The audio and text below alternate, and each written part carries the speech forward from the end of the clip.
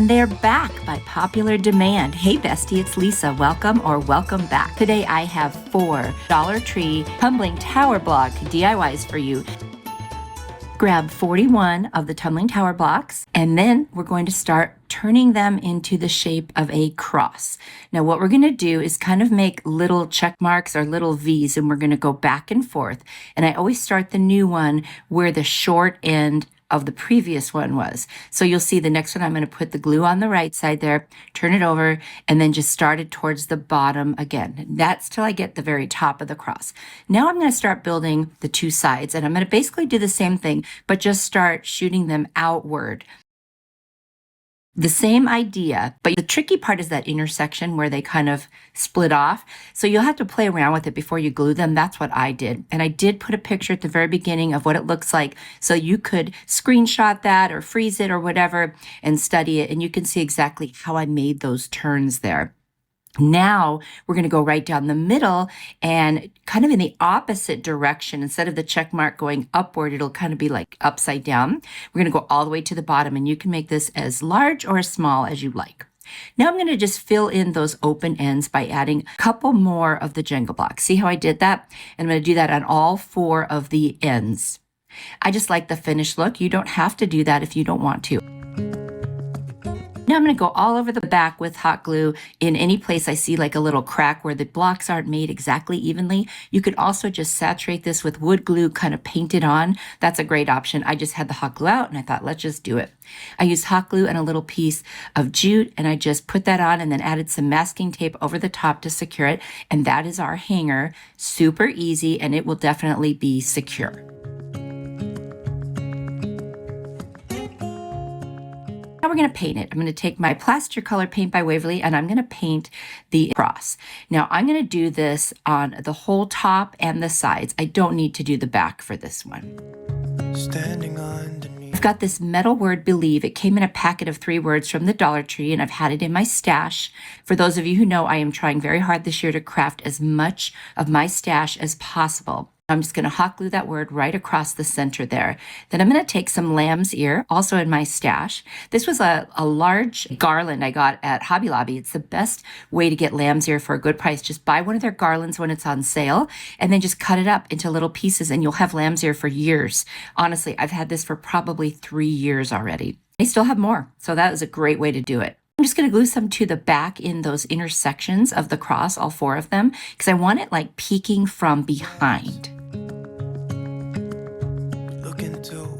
I felt like those weren't staying as well as I would like them to, so I'm going to add just a little bit more of the hot glue and a little bit of masking tape on each of those end pieces. I just felt like they were not laying down the way I wanted, and this would just secure them, and you're not going to see it. It's going to be up against the wall, and that's it. I think this came out beautiful, and it makes me think about Easter and believing what Jesus Christ did on the cross and rising again for us. Boy, that was really important. Let me know what you think.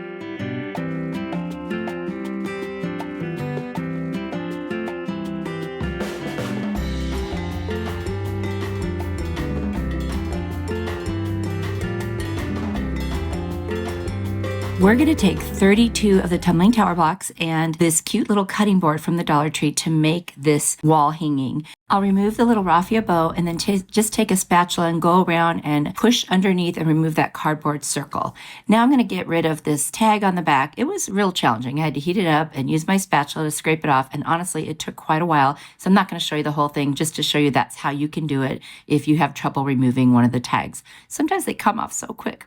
Anyway, once I get it off, I'm going to sand down in case there was any adhesive just kind of sitting there. Now I'm going to wipe away the dust, and we're going to start working on this. I'm going to take Ballet Slipper by Waverly chalk paint. I'm going to paint the entire front of this cutting board. Then I'm going to go ahead and I'm just going to put Mod Podge over the whole thing because I want to just make sure it's a nice smooth surface to work with. Standing underneath the lights. And once that dries, I'm going to take some hot glue and I'm going to take some jute, and I'm just going to go all the way around all of the edges of this cutting board. I just thought it would look really pretty to kind of trim it off. The other option would be to paint it, but I thought, this kind of creates a little bit more of a rustic look, which is what I wanted. There it is. It's all attached. Now I'm just going to take the piece that was the hanger and I'm going to do a lark's head knot and put it right through the hole. And then I'm just going to attach it again.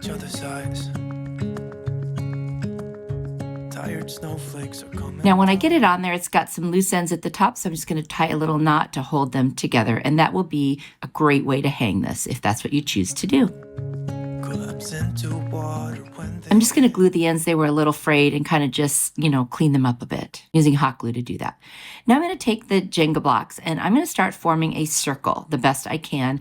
Now, I always try to center things, and some of you know I only see out of one eye, and so they don't always come out centered. And so it might be a little off, but I'm okay with that. I mean, I just have had to live with this my whole life, and I don't want to spend hours measuring and calculating. So I just don't, and I don't worry about it. But if that's what you want to do, please feel free. And I'm just going to create this circle by gluing the blocks right on the cutting board.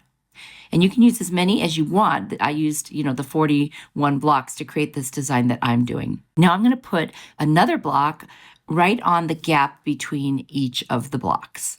And that way I kind of come out with like a sunburst design, which is exactly what I was going for. I hear the sound. I go all the way around. There it is. They're all on there. Now you don't have to paint these. You could leave them natural. I did decide to paint them, but I think it would look just as good. I'm going to start with the antique wax and I'm going to do the top circle of the blocks. There you go. And I did do the inside as well. I'm going to take my plaster Waverly chalk paint and I'm going to go around and do the other pieces. I also dry brushed over the antique wax. I thought that really looked good. And I just wanted to kind of get, like I said, that rustic look. I've got these cute little burlap flowers from the Dollar Tree. I'm just going to get rid of the little wires on the bottom. I'm going to put some lamb's ear and other greenery that I think would look good for spring or Easter. And I'm just going to start gluing those into the center part of that circle. This is the base for where I'm going to be placing some flowers. I've got this beautiful white flower. I think it's a rose, and I got that at Dollar Tree. And I'm just going to put that one in, and then I'm going to add the 3 little pink burlap flowers just as accents all the way around. Hold my hand and hear the words I say. Close your eyes and let us. Decided to add some more of the lamb's ear, just kind of poking out. I thought that it looked really pretty, and I love the way that looks. So I'll just do as many as I like. You can add them if you want, or you don't have to. Whatever greenery you like, this is your project, whatever you want to do. That's it. It's all done, and I really love the way it turned out. Oh, I did add a cute little bow at the top. I just looped 2 different ribbons and then wrapped another pink ribbon across the center. Very easy, no tails on this one. Let me know what you think.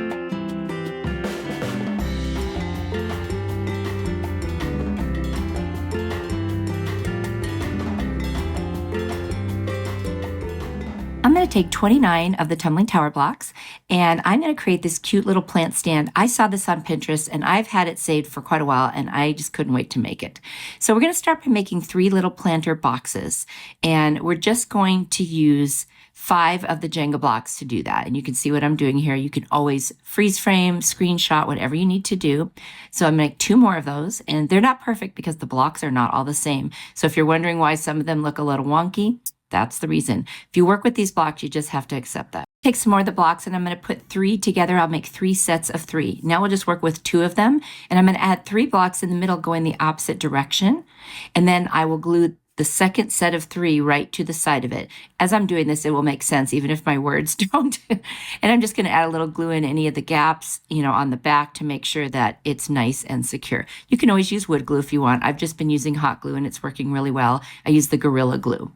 Now I'm going to make the legs. So you need 4 for each of the legs. So there are 4 legs. We're going to do 4 sets of 4. And there we go. So now we're going to position the legs the way we want them. Take that set of 9, which is 3 sets of 3, and we're just going to position it down between the 4 blocks, like right in the middle. And you see that. And then I'm going to add some glue at the very top to just kind of solidify that. Then I'm going to add the other 2 legs exactly where I put the first 2, but on the opposite side of that centerpiece. What we're creating is like a little shelf, kind of like a lean-to almost. You see that? And then we're going to put glue on the top, and we're going to take that last set of 3 and we're going to glue it to the very top. So now we have 2 different shelves for our little plant sitter. It's almost like a ladder with a shelf in it. I guess that's the best way. I did put some on the bottom where it didn't stand evenly, and that kind of balanced it out. I'm going to paint all 3 of those little planter boxes with the Waverly chalk paint, which is off-white. There we go. And then I'm going to take a marker, and it's a thicker marker, and I'm going to put plant, grow, and bloom. You can put any words you want. And then I'm going to thicken them up a little by going over them again. I was afraid to use a thicker marker because then maybe you wouldn't be able to read it. Sometimes it just kind of bleeds. So now I'm going to take each of those little plant boxes and I'm going to hot glue them onto the top shelf and the 2 side shelves. This is adorable. I wonder how many of you have seen this on Pinterest. Let me know, because I've seen it for so many years and finally decided to go ahead and make it. And it's actually pretty easy to make. Now I've got some more lambs here. I'm going to put a little piece in each of these planters. You can put any kind of thing you want, flowers, whatever. And then I've got this beautiful magenta butterfly that was on a Dollar Tree pick. I'm just going to put it right in the center there. Now that wasn't on the inspiration piece. I decided to add that. And they also had different greenery. I just was going for lambs here because we're doing spring and Easter type crafts right now.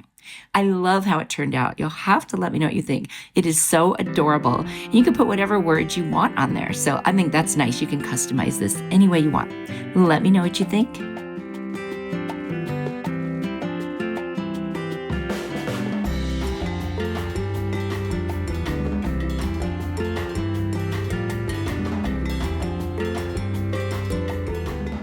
I'm going to take 14 of the Jenga blocks and we're going to make a super simple little shelf sitter. We're going to glue 2 sets of 3 together and then glue those together.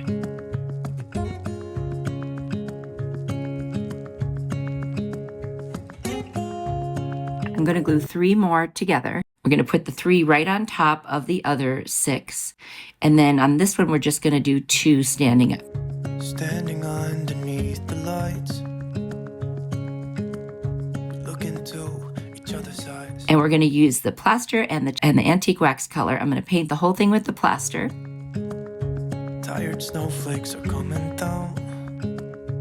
Collapse into water. And then I'm going to take the antique wax and I'm just going to distress it by dry brushing. So I'm going to put a little on the brush, wipe most of it off, kind of drag it around the edges and around the fronts, just very lightly. You can go as heavy as you want on this, or you can wipe it back, whatever you want to do. I wanted this to look very rustic and antique looking. This is just going to be something just very traditional. And I'm going to use a black marker and I'm going to write, "He is risen," which is something we always say to each other at Easter. And the correct response is, "He is risen indeed," in case you didn't know. I'm sure most of you do.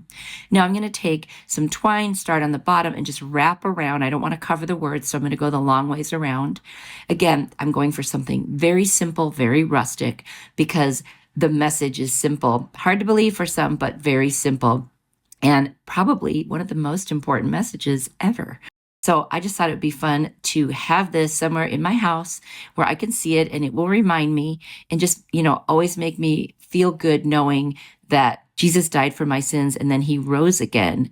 And now he is available to me for eternity. And there's nothing better than that. I'm telling you right now, that to me is the most important thing in the whole world. And if you want to know more about that, you can always ask me in the comments. I'm always willing to talk about it. And if you don't, that's okay too. That is totally up to you. I'm going to add some lamb's ear on each side under the twine. I thought that looked really pretty just to kind of fill in those little gaps. And plus that just makes it feel even more like Easter. It's so simple. That's all it is. I mean, literally. And you can use a Cricut for the letters. You can trace them. You can write them like I did. I just wanted to keep it very basic. Anyway, I hope you like it. Let me know what you think. This would be fun to do with the kids and grandkids, and then tell them all about what Jesus did for us.